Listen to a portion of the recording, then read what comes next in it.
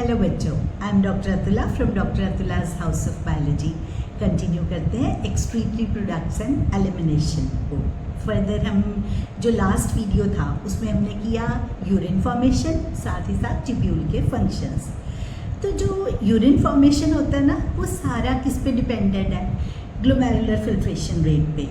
Kidneys के पास एक built in mechanism होता है जिससे जैसे ही उसको लगता है कि GFR ग्लोमेरुलर फिल्ट्रेशन रेट कम हो रहा है, साथ के साथ वो अपना एक डिफेंस मैकेनिज्म को फॉलो करती है। तो वो क्या स्ट्रक्चर है? इसके पास एक सेंसिटिव रीजन होता है, उसे हम बोलते हैं JGA, juxta glomerular apparatus. Last time भी हमने बात की थी, जहाँ भी जक्स्टा वर्ड आएगा वो जंक्शन के लिए स्टैंड करता है। तो जक्स्टा ग्लोमेरुलर एपरेटस कैसे बनता है? जो हमारी ग्लोमेरुलस की एफरेंट आर्टीरियल है, हमने ऐसे बनाया था ना, this is efferent arteriole, this is efferent and these are the capillaries अंदर वाला ग्लोमेरुलस वाला रीजन।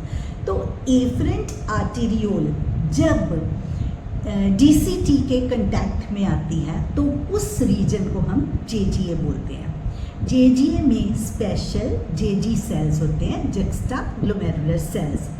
ये juxta glomerular cells renin release करते हैं। तो माइंड इट, RENNIN एंजाइम था डाइजेस्टिव सिस्टम का, ये RENIN है।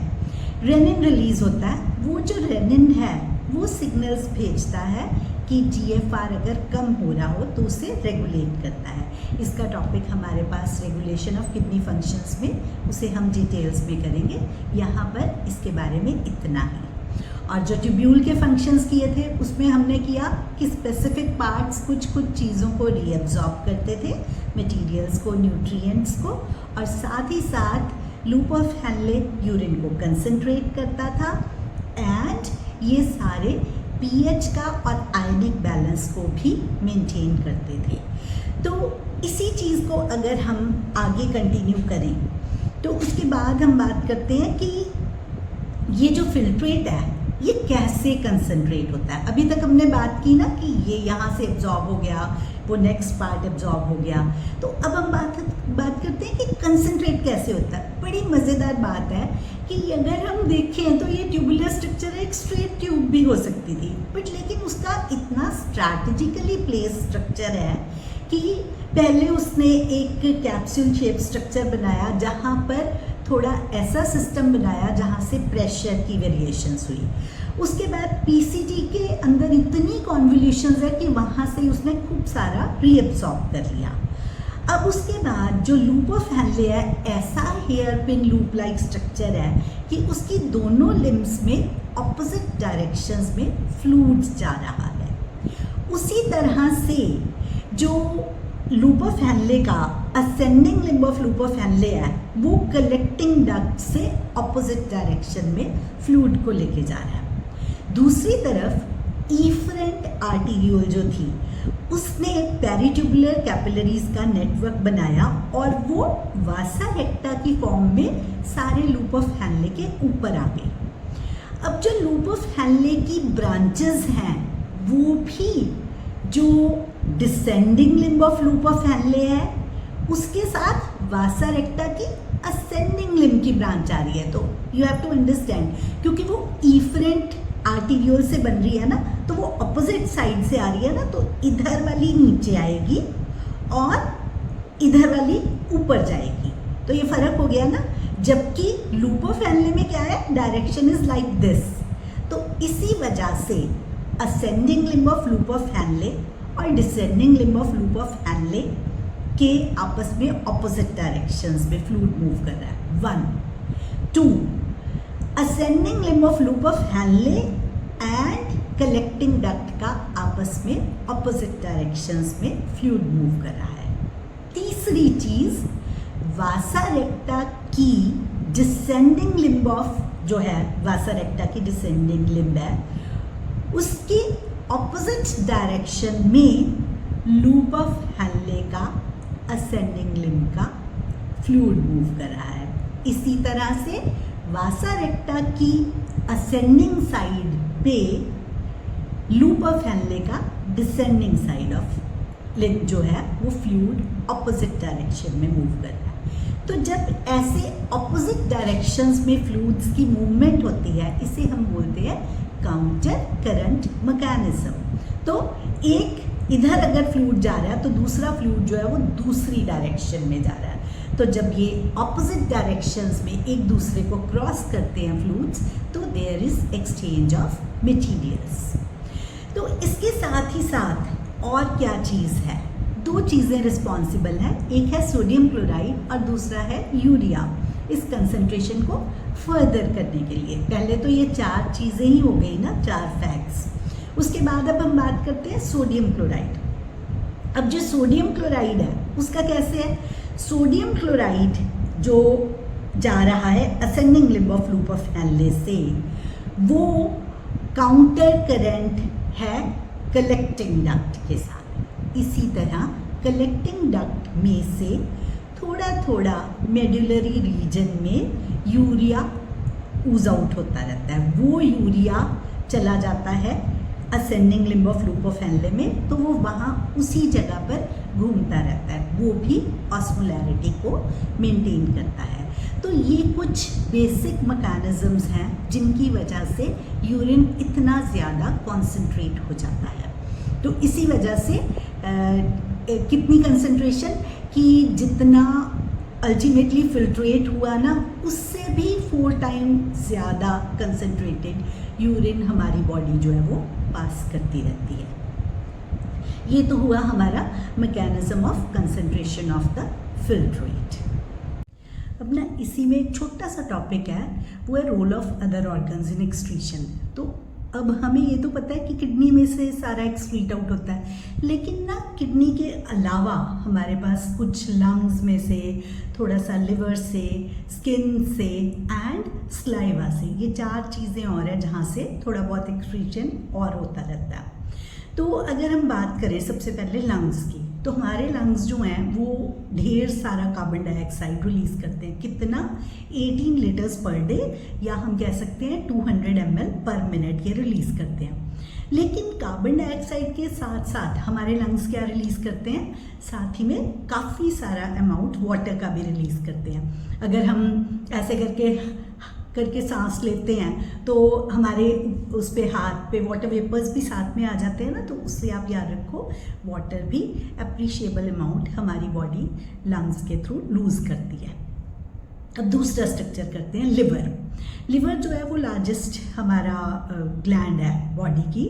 तो लिवर के अंदर कुछ जैसे सबस्ट्रेट्स होते हैं, बाइल वाले सब्सटेंसेस जो कि बाइल को कंटेन करते हैं अपने में। दे आर बिलीरुबिन, बिलीविरिडिन हो गया, कोलेस्ट्रॉल है, कुछ स्टीरोल्स के जो डिग्रेडेड हार्मोन्स हैं वो हो गए, साथ ही साथ कुछ विटामिन्स एंड ड्रग्स। ये सारी चीज़ें लिवर में से रिलीज़ होती हैं। कैसे होता है? ज़्यादातर सब्सटेंसेस जो है ये डाइजेस्टिव वेस्ट के साथ बॉडी में से रिलीज़ हो जाते हैं।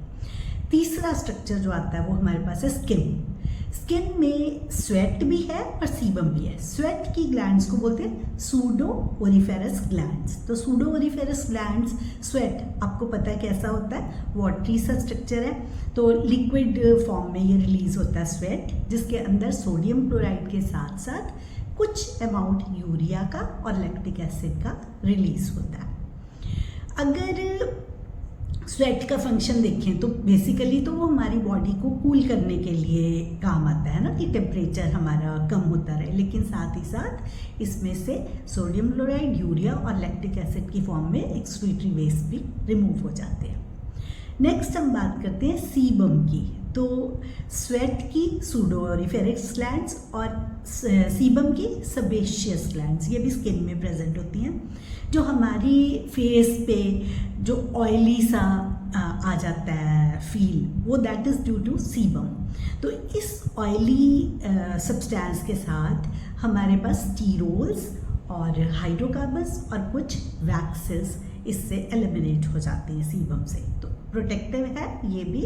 ऑयली जो हमारा टेक्सचर है स्किन का वो इसकी वजह से आता है। अब हम बात करते हैं लास्ट हमारे पास है कि कुछ नाइट्रोजनस वेस्ट स्लाइवा के थ्रू भी हमारी बॉडी रिमूव करती है। तो ये बेसिकली लंग्स, लिवर, स्किन और स्लाइवा, ये 4 हैं जो ऑर्गन्स हैं अलग अलग तरह के जिनमें से हमारी बॉडी थोड़ा बहुत नाइट्रोजिनस वेस्ट को एक्सक्रीट आउट करती है। इसी को आगे कंटिन्यू करते हैं विद डिसऑर्डर्स। तो डिसऑर्डर्स की अगर हम बात करें तो डिसऑर्डर्स वाले टॉपिक में तो वो यूरीमिया से स्टार्ट करते हैं एनसीईआरटी में, बट सबसे पहले हम बात करेंगे ग्लाइकोसूरिया की और कीटोन्यूरिया की। तो ग्लाइकोसूरिया क्या है? जब यूरिन में एक्सेस ग्लूकोज रिलीज़ होना शुरू हो जाता है, पास आउट होना शुरू हो जाता है, और इसी तरह से जब कीटोन बॉडीज़ एक्सेसिवली जानी शुरू हो जाती है तो उसे हम कीटोन्यूरिया वर्ड यूज़ करते हैं। तो ये दोनों हैं, ये इंडिकेट करते हैं डायबिटीज़ मेलाइटिस है उस पर्सन को। तीसरा डिसऑर्डर यूरीमिया। यूरीमिया क्या है? अगर excess of urea in blood हो तो उसे यूरीमिया बोला जाता है। तो इसके लिए जो जब किडनीज प्रॉपरली फंक्शन नहीं करती तो यूरीमिया हो जाता है, तो इसके लिए डायलिसिस किया जाता है, इसे बोलते हैं हीमोडायलिसिस। हीमोडायलिसिस का प्रोसेस क्या होता है? एक कन्वीनियंट आर्टरी में से पहले ब्लड को निकाला जाता है, उसमें एंटी क्लॉटिंग एजेंट जैसे कि हेपरिन डाल दिया, तो वो डाल के उसके बाद इसको सारे ब्लड को एक डायलाइजिंग यूनिट में से पास किया जाता है। डायलाइजिंग यूनिट क्या है? सोचो कि एक स्ट्रक्चर है, बॉटल जैसा स्ट्रक्चर, उसमें सेलोफेन मेम्ब्रेन की ना ऐसी कॉइल्स होती हैं काफ़ी सारी, उन कॉइल्स के अंदर डायलाइजिंग सोल्यूशन डाला जाता है जिसकी कॉम्पोजिशन सेम होती है as that of plasma, but उसमें क्या नहीं है? नाइट्रोजीनस वेस्ट नहीं है। इसी वजह से जितना बॉडी में से सारा का सारा ब्लड आ रहा है उस सारे में से नाइट्रोजीनस वेस्ट मटेरियल का रिमूवल हो जाता है। फिर यही ब्लड जो है किसी वेन में से दोबारा से बॉडी में ट्रांसफ़र कर देते हैं। इस वक्त क्या करेंगे? पहले हमने एंटी क्लॉटिंग डाला था ना, अब उसको एंटी हेपरिन डाल देंगे सो दैट वो कैंसल आउट हो जाए, तो दोबारा से ब्लड जो है वो बॉडी के अंदर चला जाता है, तो ऐसे क्लीन आउट हो जाता है। ये एक टेम्प्रेरी मेथड है कि किसी पर्सन का अगर किडनी फेलियर है तो उस केस में इस मेथड को यूटिलाइज किया जाता है। कैसे जाएगा सारा? बस सिंपल एक मैकेनिज्म है कि पैसेज ऑफ मॉलिक्यूल्स जो है जस्ट कंसंट्रेशन ग्रेडियंट की बेसिस पे वो मूवमेंट हो जाएगी। तो नाइट्रोजीनस वेस्ट मटेरियल सारे निकल गए तो ब्लड क्लियर आउट हो गया ऐसे करके। लेकिन इसका परमानेंट सोल्यूशन नहीं है, ये आपको बार बार डायलिसिस, हीमोडायलिसिस रिपीट करना पड़ता है। परमानेंट सोल्यूशन क्या है? ऐसे पर्सन में kidney transplant is the permanent solution. उसमें क्या करते हैं? कोई भी क्लोज रिलेटिव हो या ऐसा डोनर जिसके साथ हिस्टो कंपैटिबिलिटी मतलब टिश्यूज मैच कर जाए, तो ऐसे पर्सन से किडनी लेकर ट्रांसप्लांट कर दी जाती है। इन दिस केस पुरानी किडनी से जस्ट थोड़ा सा नीचे उस नई किडनी को ट्रांसप्लांट कर देते हैं। इसमें साथ में इम्यूनोसप्रेसेंट्स देते हैं क्योंकि ताकि बॉडी जो है वो टिश्यूज़ को रिजेक्ट ना कर दे। तो ऐसे करके आप एक पर्सन की लाइफ को, पेशेंट की लाइफ को बचा सकते हो। तो मतलब रिजेक्शन के चांसेस कहाँ ज़्यादा होंगे? जहाँ पर कंपैटिबिलिटी नहीं होगी। तो ये बेसिक इसमें डोनर जब लिया जाता है तो यही ध्यान रखते हैं कि इसकी टिश्यू मैचिंग हो रही है प्रॉपरली या नहीं। तो उसके बाद हम बात करते हैं अगला जो डिसऑर्डर है, दैट इज़ रीनल कैलिकुलाई। ये क्या है? Basically this is kidney stone.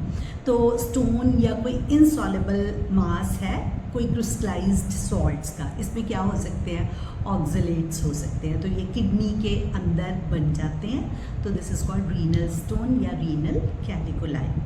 Last disorder है glomerulonephritis. As the name indicates, क्या होता है? जो ग्लोमेरुलाई हैं किडनी के, उनकी इन्फ्लेमेशन हो जाती है, सोजिश हो जाती है। तो विद दिस हमारा ये वाला पार्ट कंप्लीट होता है।